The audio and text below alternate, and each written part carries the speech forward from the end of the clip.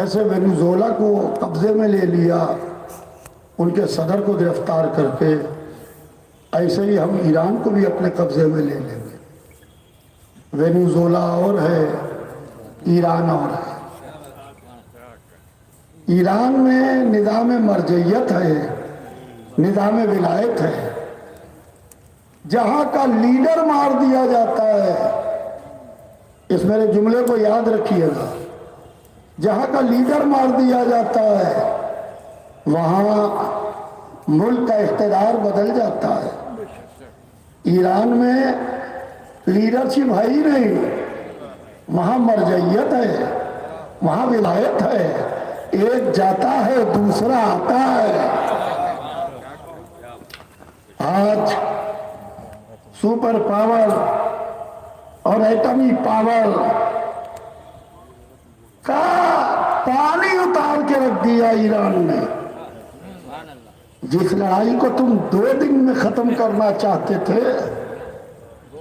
آج 28 دن سے زیادہ ہو گئے، لڑائی ختم نہیں ہو رہی ہے۔ دہنے بائیں بیان دے رہے ہیں کہ ہم جیت گئے۔ جیسے ہی ڈونلڈ ٹرمپ کہتا ہے کہ ہم جیت گئے، ایران پھر وار کر دیتا ہے۔ عزیزان محترم، پڑھنے کو بہت کچھ ہے۔ انشاءاللہ اگر زندگی نے ساتھ دیا، 1 اپریل کو اسی حسینیہ میں، چھوٹے امام باڑے میں، حسینیہ محمد علی شاہ چھوٹے امام باڑے میں، آیت اللہ خامنائی صاحب کے نمائندے آیت اللہ عبد المجید حکیم الہی صاحب تشریف لا رہے ہیں، اور ان کے ساتھ دہلی سے اور علماء تشریف لا رہے ہیں۔ حیدری ٹاسک فورس نے دعوت نامے ارسال کیے، کوشش کر رہے ہیں وہ کہ ہر انجمن، ہر ادارے تک دعوت نامہ پہنچ جائے۔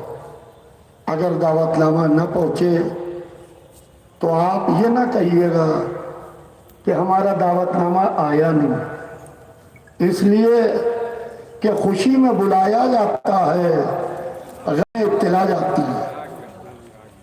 میرے جملے کو یاد رکھیے گا، خوشی میں بلایا جاتا ہے، غم میں اطلاع جاتی ہے۔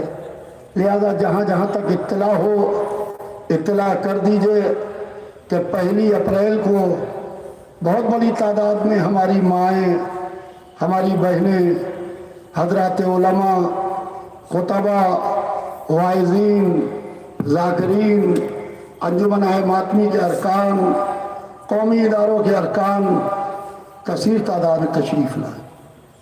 جب میں دلی میں جا کے عبد المجید حکیم الہی صاحب سے ملا ایران کلچر ہاؤس میں، اور جب میں ایران ایمبیسی میں ان کے ایمبیسڈر فتح علی صاحب سے ملا، پہلا جملہ تھا کہ لکھنؤ والوں نے حق ادا کر دیا، حق ادا کر دیا۔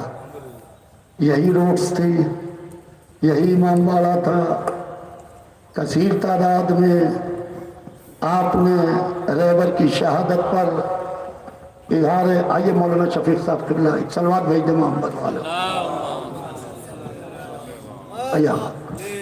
آپ نے بہت بڑی تعداد میں آپ نے شرکت کی، 3 روز تک کے آپ اسی روڈز پر، اسی شاہراہ پہ رہے۔